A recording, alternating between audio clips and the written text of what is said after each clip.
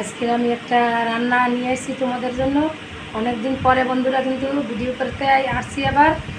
ভুল ত্রুটি হলে ক্ষমা করে দিও। আর এতদিন ভিডিও না করার জন্য তার জন্য সরি বলে নিছি আগে। চলো তাহলে আমি কি বানাই আজকে। জানোই আমার শরীর খারাপ, এই জন্য কিন্তু আমি ভিডিও বানাই না, কারণ এগুলো আমাদেরই খাওয়া লাগবে। তার জন্য আমি খেতে পারছি না, ঘরে তো অত মানুষও নাই বেশি যে খাবে, তার জন্য কিন্তু আমি ভিডিও অনেক গ্যাপ দিয়ে যখন বুঝি শরীর ভালো না তখনই রান্না ভিডিও বানাই না বন্ধুরা।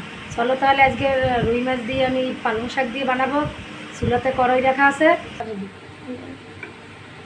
এই যে বন্ধুরা রুই মাছ কিনতে বড় বড় রিন রিন করে কাটিয়ে নিয়ে এসেছিলাম মাছ। এই মাছ আমি ভাজিয়ে রাখছি বন্ধুরা, আগুয়ে রাখছি ভিডিও। জানোই আমার শরীর ভালো না, তার জন্য তারপরে এটা করি, তার জন্য করতে হয় বন্ধুরা, ভালোও লাগে। তোমাদের সাথে একটুখানি শেয়ার করি মাঝের মধ্যে। এই যে রুই মাছ দিয়ে পালং শাক দেওয়া হয়। পালং শাক নিয়েছি কিন্তু কিন্তু পালং শাক পাওয়া যায় না, এখানে কিন্তু পাওয়া যায় মাঝের মধ্যে ভালো ডাই ফ্রেশ। দুই একটার সময় পাওয়া যায় দুই একটা পালং শাক মচমচা, একদম টাটকা আর মচমচা, পাতা ভেঙে যায়, তিতে তিতে লাগে বন্ধুরা, তিতকি আর এটা একদম ফ্রেশ শাক পাইছি। এক জায়গায় গেছিলাম বাজারে, লম্বা লম্বা করে কিন্তু কাটতে নিয়েছি একদম বড় বড় করে পালং শাকটা। এটা একটা জ্বালা জ্বালা করে পালং শাক, ওইটাই নিয়েছি কিন্তু বন্ধুরা, কারণ রুই মাছ দিয়ে রানবো। আর সাথে আছে কিছু আলু। এই যে আলুটা পাতলা পাতলা করে এরকম সেকেন্ড সেকেন্ড করে কাটিয়ে নিছি। আর এখানে খালি তেজপাতা আছে, কাঁচা লঙ্কা আছে আর রসুন থেতো করা, এটা দিয়ে আমি কিন্তু রান্না করবো। আর দেবো ওই ধনিয়ার গুঁড়া আর এমনি একটু গুঁড়া মশলা আছে বন্ধুরা, আর কোনো মশলাই কিন্তু পড়বে না। সবসময় ফ্রেশভাবে রান্না করি। চলো তাহলে কড়াই রাখা চুলায় গরম হয়ে গেছে, তেল দিয়ে দেবো।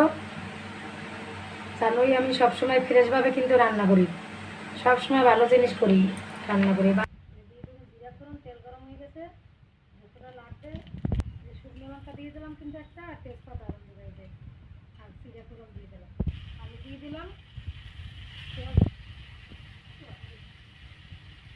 আলুর একটু লাল লাল করে আনি হালকা বাদামি কালার, ফিরে একটু পরে আর কাঁচা লঙ্কা কড়াইয়ের মধ্যে রাখছিলাম বন্ধুরা। এর মধ্যে তেল আসলো,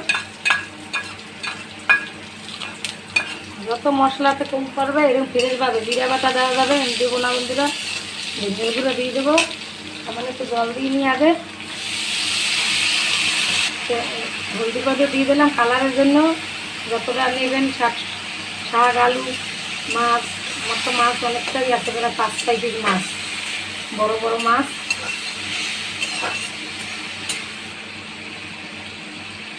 দিয়ে দিলাম ধনিয়া পাউডার। সব মশলা কিন্তু কম কম পড়বে, যাতে পালং শাকের যে ফ্লেভারটা বা স্বাদটা থাকে সেইভাবে, সেই জন্য মশলা কম কম একদম। ফ্রেশ শাক পাইলে ফ্রেশ শাক দিয়ে কিন্তু রান্না লাগবে বন্ধুরা। অনেকটা শাক বললাম তো যে কালো কালো মোটা মোটা আছে, ওই শাক দিয়ে কিন্তু রান্না ভালো হইবে না। আমি এভাবেই রান্না করছি কিন্তু। এই যে রসুন পেঁয়াজ বাটা টাটা কিচ্ছু দিই না, খালি রসুন খেতে করা দিচ্ছি। বাটা মশলা কিন্তু তেমন কিছু পড়েই না, বাটা মশলাই ভালো হইবে কিন্তু তেমন কিছু এটাই মশলা পড়বে না, খালি হলুদ মরিচ আর ধনিয়ার গুঁড়ো আর জিরা বাটা দিলে দিতে পারেন, আমার নাই বাটা। আমি গুঁড়া পাউডার দিয়ে দিই মনে খাওয়ার সময়। কাঁচা লঙ্কা দিয়েছি আর একটু ঝাল দিই, কারণ বড় বড় মাছ রুই মাছ ঝাল ঝাল না হলে খাইতে পারবে না। এর মধ্যে সমস্ত ডিব্ব করে রাখছি বন্ধুরা, আমি কষাই নিয়ে আসছি। টমেটো দিতে পারেন কিন্তু আপনারা দিলে, আমি দেবো না বন্ধুরা। আমি একদম ফ্রেশভাবে রান্না করব। আমার রান্না এইভাবে খাইলে কোনো কারো অসুবিধা হবে না বন্ধুরা, কারণ এখন খাওয়াই মানুষের কিন্তু অসুবিধা হয়। সেই জন্য আমি যেভাবে রান্না করি এভাবে রান্না করে খাইলে কারো কোনো অসুবিধা হবে না। আমি একটু ঢাকনা লাগাই দেবো, ফিরে আসি একটু পরে, খাওয়াটা দিয়ে ঢাকনা লাগাই দিলাম। এভাবে কষা হয়ে গেছে পালং শাকের, আমি দিয়ে দেবো শাকটা।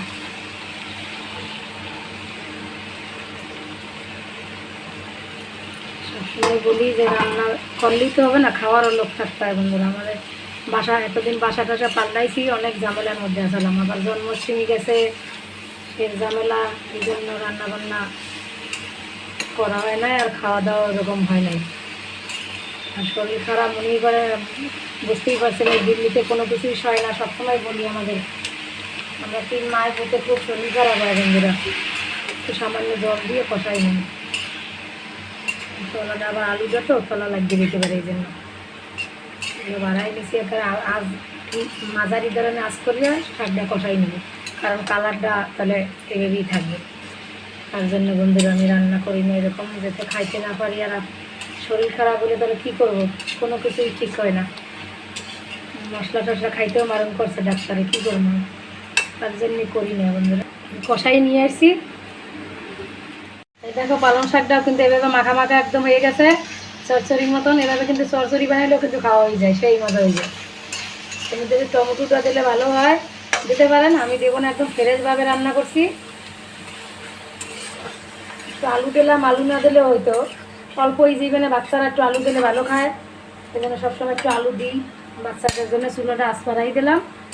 দেখো এখনও কিন্তু পালং শাকের কালার কিন্তু এইভাবেই আছে। আমি কিন্তু ঢাকনা লাগাই নিই, কিন্তু এখন কিন্তু ঢাকনা লাগাবো মাছ দেওয়ার পরে।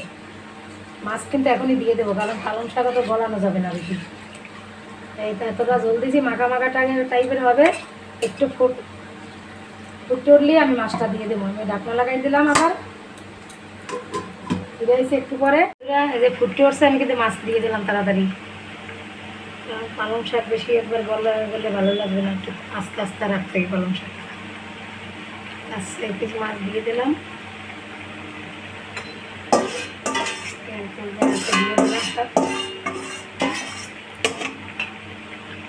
একটু ধনের গুঁড়ো এখনই দিয়ে দেবো বন্ধুরা। রাখছি সকালেই একটু আগে পারলে বানাই নিয়েছি।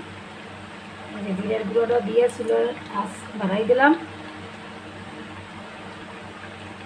শুধু দিয়েছে একবার বলক দিয়ে ফুটবে, তবেই আমি নামাই দেবো। একবারে কড়াইতেই রাখবো, নামাবো না। চলো ফিরে আসি একটু পরে। শেষ, একবার মাখামাখা টাইপের। দেখো ঝোল কিন্তু বেশি নেই একদম। আমি একদম চুলা বন্ধ করে দিলাম। এভাবে আমার পালং শাক দিয়ে রুই মাছ এই গরমের জন্য কিন্তু হালকা পাতলা তরকারি। তোমাদের যদি ভালো লাগে তাহলে লাইক, শেয়ার আর কমেন্ট করবে, আর আমার পাশে থাকবে। ফিরে এসে অন্য কোনো ভিডিও নিয়ে। Bye bye, tata.